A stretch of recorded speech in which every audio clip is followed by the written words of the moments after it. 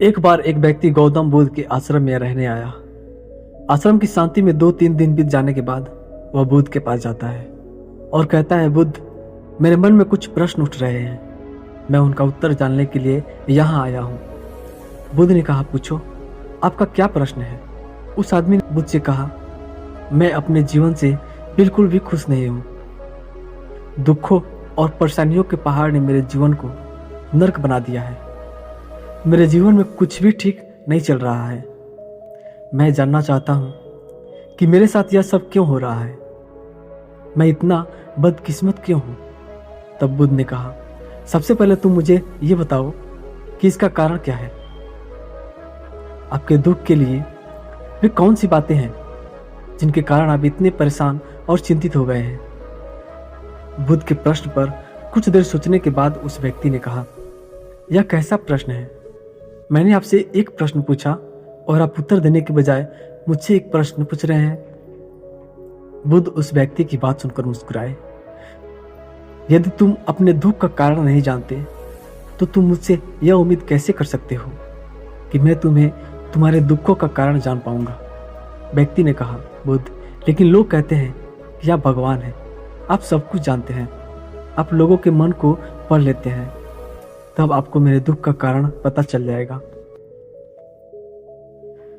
बुद्ध हल्के से मुस्कुराए और गंभीर स्वर में बोले, तुम यह सोचकर गलती कर रहे हो कि कोई आएगा और तुम्हें तुम्हारी सभी समस्याओं से बाहर निकालेगा, लेकिन ऐसा कभी नहीं होगा। केवल तुम ही हो जो तुम्हें तुम्हारी परेशानियों से बचा सकता है। महसूस करें कि आपने आत्मज्ञान प्राप्त कर लिया है तो आप अपनी समस्या का समाधान कर सकते हैं। मैं भी आपके जैसा हूँ, फर्क सिर्फ इतना है कि मैं सब कुछ साफ साफ देख सकता हूँ। जिस दिन आपके जीवन की सभी समस्याएं दूर हो जाएंगी, समस्या के लिए बुद्ध के पास जाने की जरूरत नहीं पड़ेगी। बुद्ध ने उस व्यक्ति से पूछा, क्या तुमने कभी किसी फूल को ध्यान से देखा है? यह सुनकर वह व्यक्ति आश्चर्यचकित हो गया और बोला, बुद्ध, फूल तो एक साधारण सी चीज है, इसे तो सभी ने देखा है। बुद्ध ने कहा, फूल एक कली है। सुबह अंधेरा होता है, दिन के उजाले में फूल बन जाता है, शाम को मुरझा जाता है।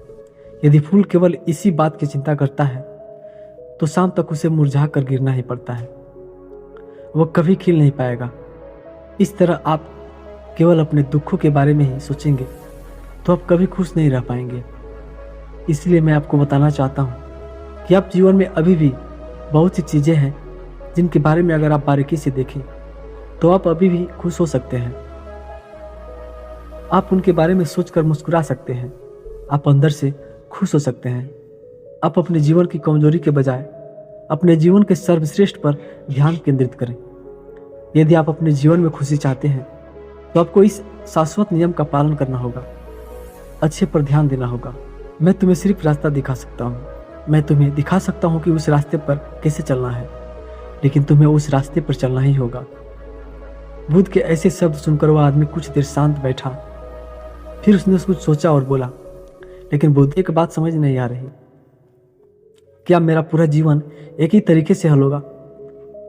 बुद्ध ने बहुत धीरे से उत्तर देना शुरू किया।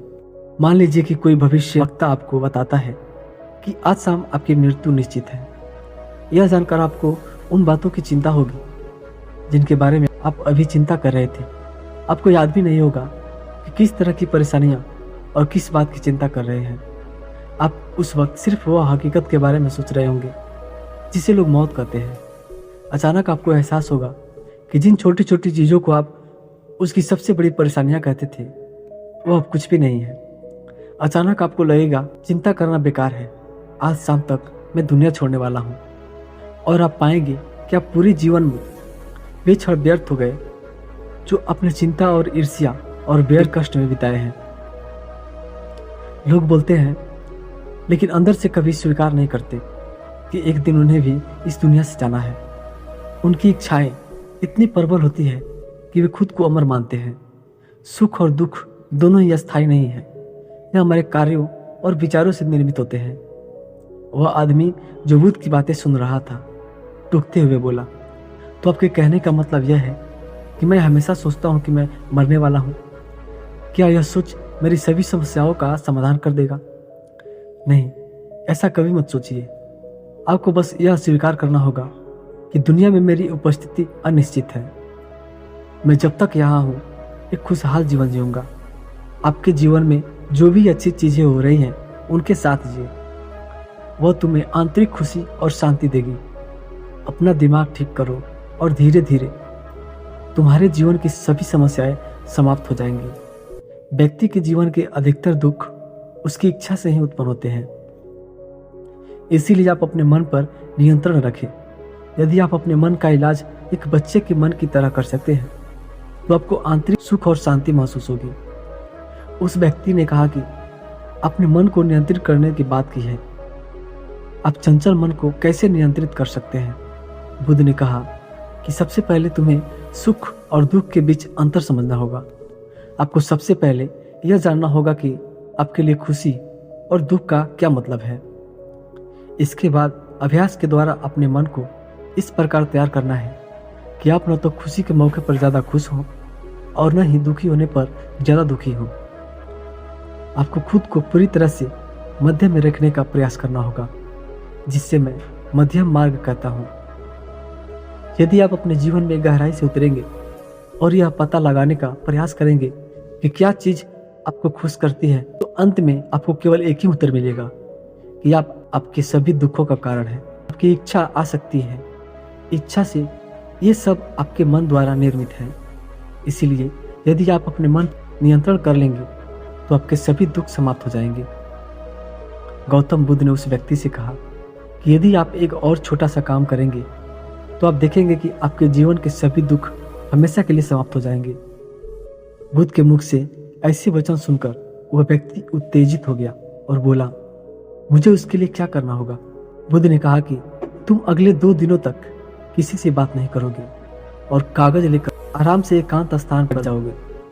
आपको वहां बैठकर उन दुखों के बारे में सोचना होगा और लिखना है जो आपकी परीक्षा ले रहे हैं, और उनका कारण भी लिखना है। और दूसरे पेज पर आपको थोड़ी सी खुशी लिखनी है और यह भी लिखना है कि आपको यह खुशी क्यों है। जल्दीबाजी करने की कोई ज़रूरत नहीं है। आपके पास बहुत समय है। आराम से सोच सकते हैं। जाओ और सोचो और आराम से लिखो।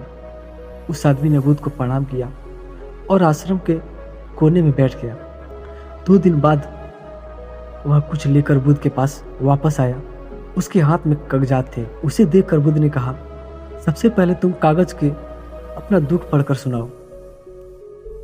व्यक्ति ने सबसे पहले अखबार पढ़ना शुरू किया। मेरे परिवार के सदस्य अमीर हैं, लेकिन मैं गरीब हूँ और काम करता हूँ।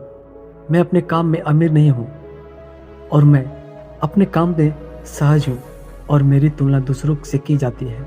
व्यक्ति ने आगे पढ़ना शुरू किया। मेरे पड़ोस में बहुत से लोगों ने बचत की है, लेकिन मेरे पास बचत के नाम पर कुछ भी चीज़ नहीं है। इसका पहला कारण यह है कि मैं काम कम जानता हूँ लेकिन खर्च बहुत करता हूँ।